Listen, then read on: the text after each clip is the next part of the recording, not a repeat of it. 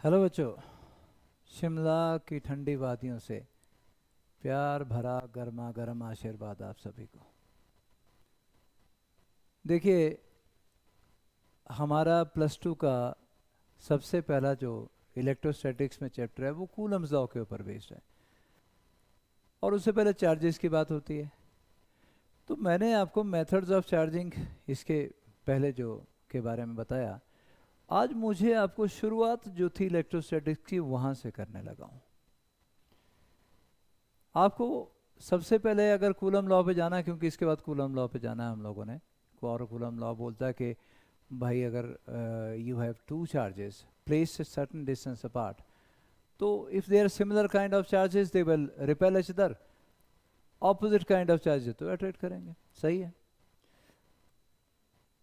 Tenth से जैसे हम प्लस वन प्लस टू में मूव करते हैं तो हमारी नॉलेज सिर्फ इतनी होती है कि जी एटम है हमारे पास, सारी दुनिया हमारी एटम से मिलके बनी है, हम भी उसी एटम का एक पार्ट है, एटम से ही मिलके बने हुए हैं। पीरियोडिक टेबल के 118 एलिमेंट उन्हीं ने मिलके सारी दुनिया बनाई, हमें भी उसी ने बनाया। Positive charge negative charge, positive में प्रोटॉन आता है, ये पता चलता है यार न्यूक्लियस में कौन रहता है, प्रोटॉन्स और न्यूट्रॉन रहते हैं जी, बाहर कौन, इलेक्ट्रॉन।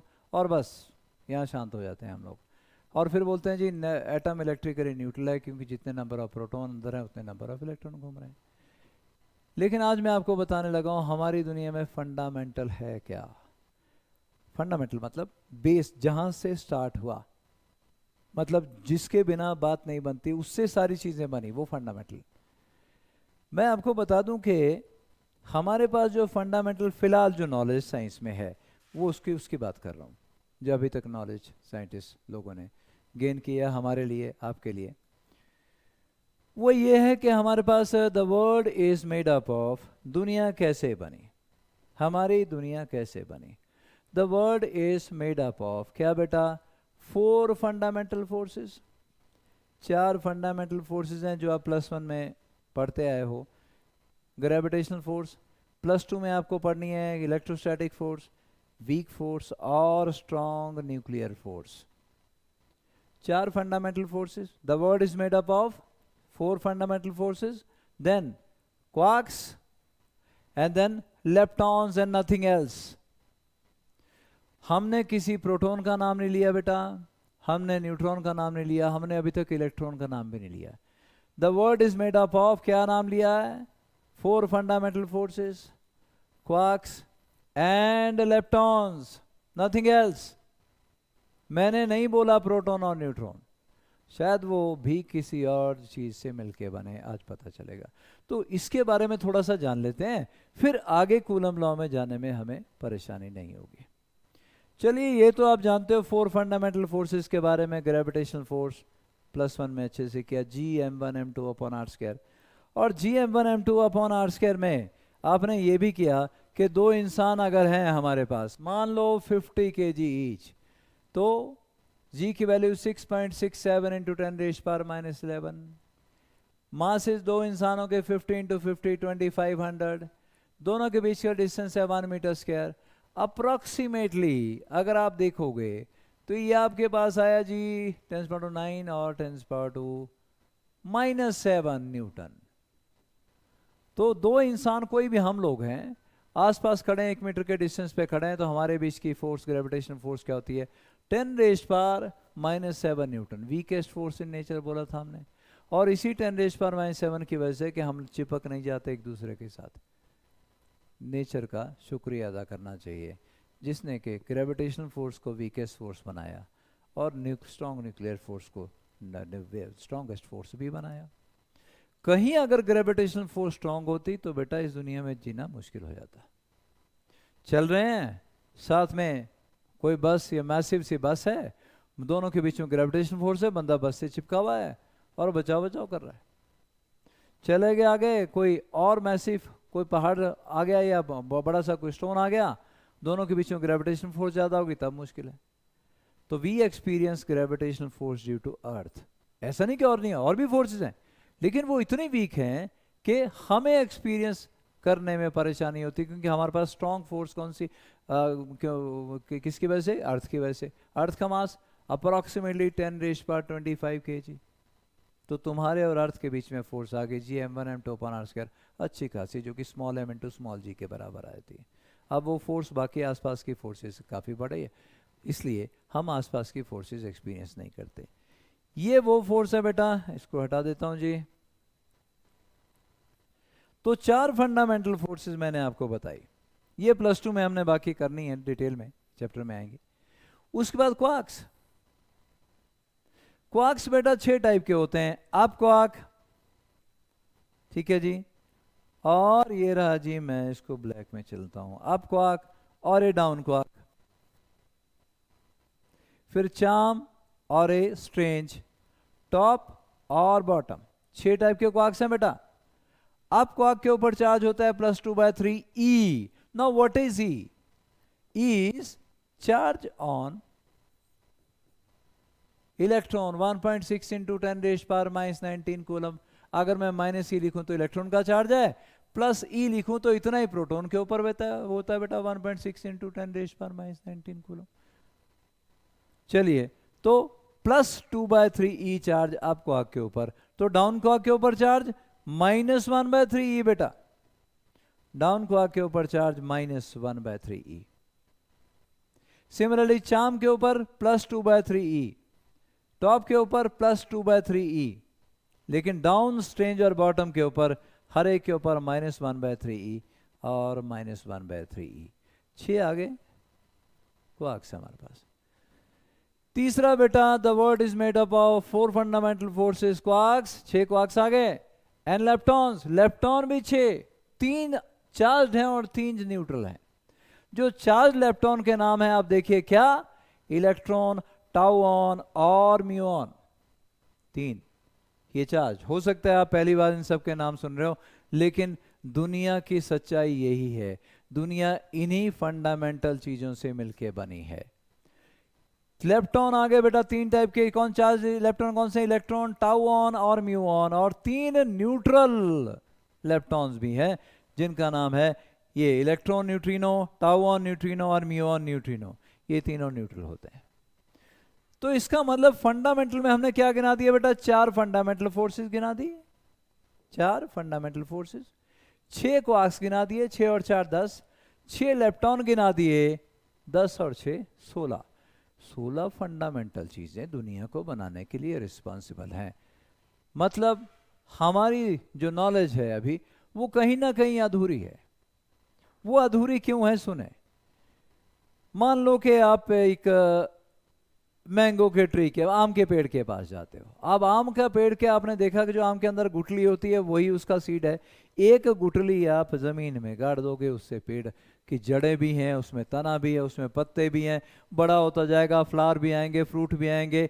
हमने वो सारा गिना दिया, पूरा पेड़ ही है, हम उस सीड तक नहीं। जैसे हम बोल रहे हैं the word is made up of, the tree is made up of the क्या, roots, stem, branches, leaves, flower, fruit, सब गिना दिए।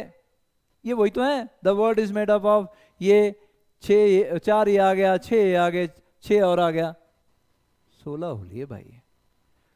और हमारे पास इसका मतलब है कि साइंटिस्ट लोग हमारे हम लोगों के लिए रास्ता बनाने में लगे हुए हैं, कई सैकड़ों सालों से, अभी भी रास्ता बन रहा है। हमारे पास अभी कंप्लीट नॉलेज नहीं है, क्योंकि सीड सिर्फ एक होता है। एक दिन ऐसा आएगा हम बोलेंगे दुनिया, the world is made up of one that thing, और उसी से 4 फंडामेंटल फोर्सेस आई, उसी से क्वार्क्स आए, उसी से लेप्टॉन्स आए।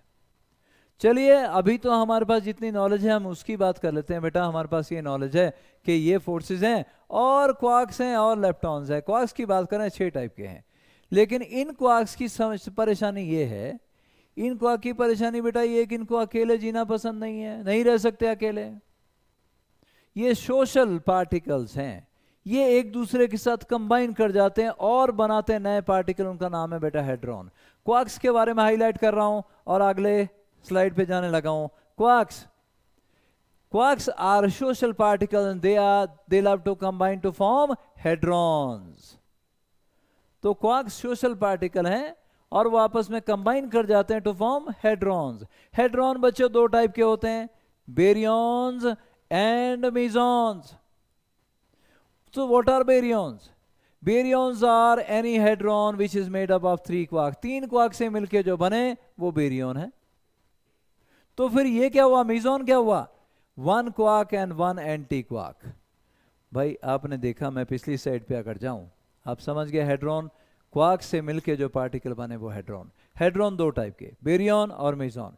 बेरियंस are they are made up of 3 quarks and mesons they are made up of 1 quark and 1 antiquark. ये एंटी क्वार्क क्या भाई, जैसे आपके पास अप क्वार्क था तो आप एंटी क्वार्क भी है हमारे पास, चार्म है तो एंटी चार्म भी है, टॉप है तो एंटी टॉप भी है, डाउन है तो एंटी डाउन भी है, इलेक्ट्रॉन है तो पॉजिट्रॉन भी तो है ना, एंटी पार्टिकल ऑफ इलेक्ट्रॉन। तो इनके एंटी पार्टिकल, हाँ अगर एक क्वार्क और एक एंटी क्वार्क से कोई मिले तो वो मीजॉन। बात करते हैं हेड्रॉन्स की, हेड्रॉन में पहले बेरियंस के। अभी तक कहीं भी प्रोटॉन न्यूट्रॉन का नाम नहीं आया, जबकि अभी तक हम 10th तक जो नॉलेज है उसमें यही समझते रहते हैं कि प्रोटॉन्स आर फंडामेंटल, वो आगे फर्दर ब्रेक नहीं होते, न्यूट्रॉन्स आर फंडामेंटल। नहीं जी, ऐसा नहीं है। यहां देखिए, बेरियंस are any hadron which are made up of 3 quarks. Now we have proton. A proton is composed of 2 up quark and 1 down quark. Proton is made up of 2 up quark and 1 down quark. अब मैंने थोड़ी देर पहले आपको बताया था up quark के ऊपर charge कितना है, 2/3 और डाउन क्वार्क के ऊपर -1/3। चलिए ये बोला प्रोटॉन 2 अप क्वार्क U और D से मिलके बना। अप क्वार्क के ऊपर चार्ज +2/3, दूसरे के ऊपर +2/3, तीसरा डाउन क्वार्क -1/3। काउंट करिए बेटा, और काउंट अगर करोगे, मैं यहाँ प्रॉपरली लिख के ही दिखा देता हूँ आपको। ये आ गया +2/3E, अगला भी +2/3E, उसके बाद -1/3E, और ये बन गया +E। Proton has +E charge on it because it is made up of 3 quarks, 2 up quark और 1 down quark. This is proton. ये भाई प्रोटॉन, 2 अप क्वार्क और 1 डाउन क्वार्क। और ये रहा आपका न्यूट्रॉन। न्यूट्रॉन भी फंडामेंटल नहीं है, it is made up of quarks, charge particles. UDD, U के ऊपर चार्ज, अब UDD की बात करूं, UDD ये अप क्वार्क के ऊपर चार्ज कितना बोला, +2/3E, डाउन क्वार्क के ऊपर -1/3E, अगले डाउन क्वार्क के ऊपर -1/3, total charge 0। Neutron is neutral because it is made up of 3 charged particles. Resultant charge is 0. अब देखिए, चार्ज इसके पास होगा, प्रोटॉन के अंदर भी चार्ज है, टोटल चार्ज भी आ गया, न्यूट्रॉन के अंदर भी चार्ज है। इन अंदर जो यहाँ पर हमारे पास क्वार्क्स हैं, इनको यहाँ भी शांति नहीं है, वहाँ भी अपन और नहीं जगह, तो अपने एक्सिस के राउंड स्पिन किए जा रहे हैं। और अगर अपने एक्सिस के राउंड स्पिन किए जा रहे हैं तो जो चार्ज चलता है वो तो करंट कॉन्स्टिट्यूट करेगा। तो भाई न्यूट्रॉन के अंदर करंट होता है। और आगे जाके +2 में आप पढ़ोगे कि neutron has magnetic dipole moment. याद रखिएगा, मैग्नेटिक डाइपोल मोमेंट उसी पार्टिकल के पास हो सकती है जहाँ करंट हो। अब इलेक्ट्रॉन चलता है, चलो चल रहा है, चलता हुआ चार्ज करंट बन गया, उसकी तो मानते हैं मैग्नेटिक डाइपोल मोमेंट।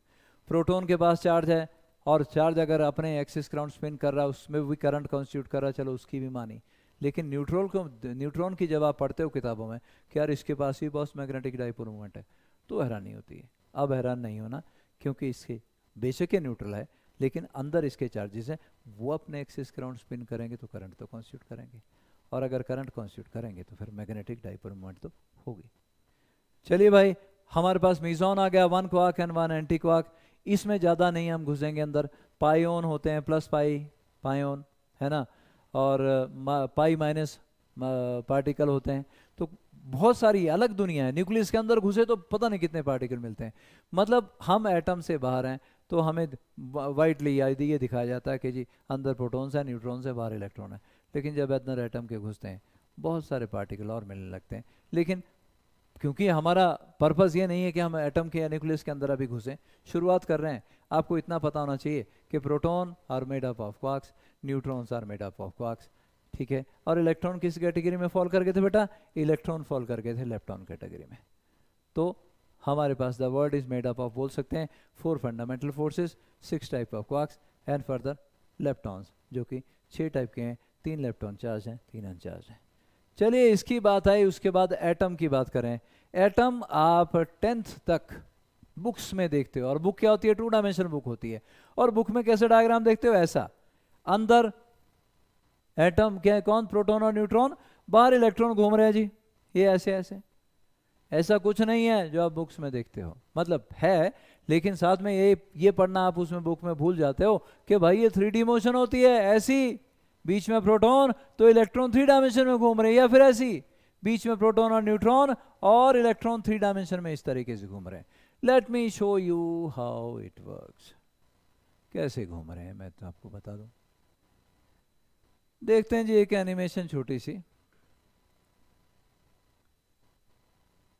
आगे से ध्यान रखिएगा कि ये 2 डायमेंशन एटम की जो के अराउंड जो मोशन होती है 2 डायमेंशन मोशन नहीं है, ये ऐसी है जी। हाइड्रोजन आप देख पा रहे हो, ठीक है बेटा, हाइड्रोजन आप देख पा रहे हो, ये रहा हाइड्रोजन, ये एटम है और यहाँ न्यूक्लियस है और इलेक्ट्रॉन 3 डायमेंशन में घूमे जा रहा है। मैं हीलियम की बात करूं, मैं किसी और की बात करूं, चलो मैं बात करता हूं कैल्शियम की जी। एक मिनट भाई, एक minute, wait a minute, wait a minute. मैं बात करता हूं जी कैल्शियम की, ये देखो, I hope you are able to see, थोड़ा ब्राइटनेस ज़्यादा है, लेकिन बीच में क्या है, बीच में बेटा न्यूक्लियस, आसपास इलेक्ट्रॉन 3 डायमेंशन में घूमा जा रहा है। एटम में इस तरीके से इलेक्ट्रॉन आसपास घूमते चले जाते हैं, और एटम का अब आपको ये भी पता चल गया कि अंदर जो प्रोटॉन्स और न्यूट्रॉन्स हैं they are further made up of quarks. वापिस आता हूँ जी, एटम की कहानी आपको पता चली, और एटम की कहानी के बाद ये भी याद रखें कि हमारे पास 2 टाइप के चार्जेस होते हैं बच्चा। कौन कौन से? पॉजिटिव चार्ज और नेगेटिव चार्ज। अब ग्रेविटेशन की बात करें तो वहाँ मास एक ही टाइप का मास नहीं है बेटा, 2 टाइप का। मतलब हमारे बीच में ग्रेविटेशनल फोर्स है सिर्फ वो, जो कि अट्रैक्शन की फोर्स है, ठीक है। तो और यहाँ पर चार्जेस 2 टाइप के हैं। पॉजिटिव चार्ज, जैसे प्रोटॉन के ऊपर पॉजिटिव चार्ज होता है, ठीक है, कितना होता है 1.6 into 10⁻⁹ coulomb. Negative charge, electron have negative charge on them, कितना -1.6 इंटू 10⁻⁷। एटम इलेक्ट्रिकली न्यूट्रल है, क्यों? न्यूक्लियस में जितने प्रोटॉन है बाहर उतने इलेक्ट्रॉन घूम रहे हैं, जितने प्रोटॉन है उतने हर एक के पास इलेक्ट्रॉन भी हैं, हर एक एटम इलेक्ट्रिकली न्यूट्रल है। आप इसी पीरियोडिक टेबल के एलिमेंट से, मैं भी, आप भी, हमारे आसपास की सारी चीज़ें इसी पीरियोडिक टेबल के एलिमेंट से बनी है, तो हम भी न्यूट्रल हो गए, क्योंकि हम भी एटम्स और मॉलिक्यूल से मिलकर बने हैं। तीसरा, एटम इज इलेक्ट्रिकली न्यूट्रल। चौथा, similarly charge particles they repel each other. अगर चार्ज आ जाता है तो इलेक्ट्रिकली न्यूट्रल, लेकिन चार्ज करने के तरीके 3 आपके पास हैं, और मेरे दूसरे लेक्चर में अवेलेबल हैं। Charging by friction, charging by induction, charging by conduction. तो अगर आपने बॉडी को चार्ज दे दिया तो सिमिलरली चार्ज बॉडीज बेटा वो रिपेल करेंगी, ऑपोजिटली चार्ज बॉडी को अट्रैक्ट भी तो करेंगी। ये कुछ था, लेकिन आपने एक चीज़ और ध्यान में देनी है यहाँ पे, कि हम लोग फॉर्चुनेट हैं कि ग्रेविटेशनल फोर्स जो कि हम डेली एक्सपीरियंस करते हैं वो काफ़ी वीक है। मैं आपको बता दूं कि स्टीफन हॉकिंग, फेमस साइंटिस्ट, जो कि लास्ट मोमेंट तक जिनके सिर्फ चीक काम करते थे और उसकी हेल्प से वो लिखवाते थे कि क्या क्या कैलकुलेशन करनी है, किस मतलब कंप्यूटर पे, यहाँ पे सेंसर लगा के कंप्यूटर पे सारा टाइपिंग किया करते थे। तो उनका मानना ये था, he is no more now, उनका मानना ये था कि हो सकता है आने वाले टाइम में ग्रेविटेशनल फोर्स सबसे ज़्यादा स्ट्रॉन्गेस्ट फोर्स हो। क्यों? क्योंकि हमें पता है बेटा 3 डायमेंशन अभी, एक्स, वाई और जेड। 10th +1 में इतने 3 डायमेंशन काफ़ी होते हैं, लेकिन जैसे ही हम आइंस्टाइन की रिलेटिविटी पे जाते हैं वहाँ टाइम भी 1 डायमेंशन बन जाता है, 4 हो गए चलो। लेकिन स्टीफन हॉकिंग का मानना ये था 4 नहीं, पता नहीं 10 डायमेंशन है कि 11 है कि 12 है कि 13 है। हम लोग इस दुनिया में सिर्फ 3 या 4 डायमेंशन देख पाए हैं, बाकी हम कैपेबल नहीं है बाकी डायमेंशन को देखने के लिए। आप इसको कुछ ऐसे समझिए, जैसे मान लो कोई चींटी जा रही है नीचे फर्श पे। अब चींटी अगर चल रही है तो चींटी की छोटी छोटी सी बेचारे की आंखें हैं, आसपास की थोड़ी सी दुनिया वो देख पाती है, वही उसका दायरा है। किसी आगे पत्थर के नीचे या किसी और चीज़ के नीचे घुसी जाके तो वहाँ उसकी अंधेरा हो गया, रात हो गई। थोड़ी देर बाद सुस्ता के निकली तो दिन हो गया। हमारे एक दिन में उसके कई दिन रात हो जाते हैं इसी तरीके से उसकी वही छोटी सी दुनिया। इसी तरीके से हमारी दुनिया भी ये 3 डायमेंशन है। चौथी डायमेंशन है एक्सप्लोर करने में आइंस्टाइन ने हेल्प की, टाइम का जो डायमेंशन था। बाकी नॉलेज हमारे पास नहीं है। स्टीफन हॉकिंग का मानना है कि हो सकता है ग्रेविटेशन फोर्स सबसे स्ट्रॉन्गेस्ट फोर्स हो, किसी और डायमेंशन में है, लेकिन इस डायमेंशन में जिसमें हम जी रहे हैं उसका एक कंपोनेंट एग्जिस्ट कर रहा है जो कि वीक है, और इसी वीक कंपोनेंट की वजह से हम जिंदा हैं। क्योंकि ग्रेविटेशन फोर्स बेटा स्ट्रांग होती तो फिर दो इंसान आपस में जुड़ गए, तो दो पत्थर हैं वो आपस में जुड़ गए, मतलब कोई भी दो मास है वो आप अगर स्ट्रांग फोर्स होती तो आपस में जुड़े होते, शायद इस दुनिया में लाइफ ना होती। थैंक यू वेरी मच, आज के लिए इतना ही। इसके बाद चलेंगे कूलम्स लॉ के ऊपर, और कूलम्स लॉ की वेरियस प्रॉब्लम के ऊपर, आसान से आसान, डिफिकल्ट से डिफिकल्ट सारी प्रॉब्लम लेंगे। थैंक यू, धन्यवाद।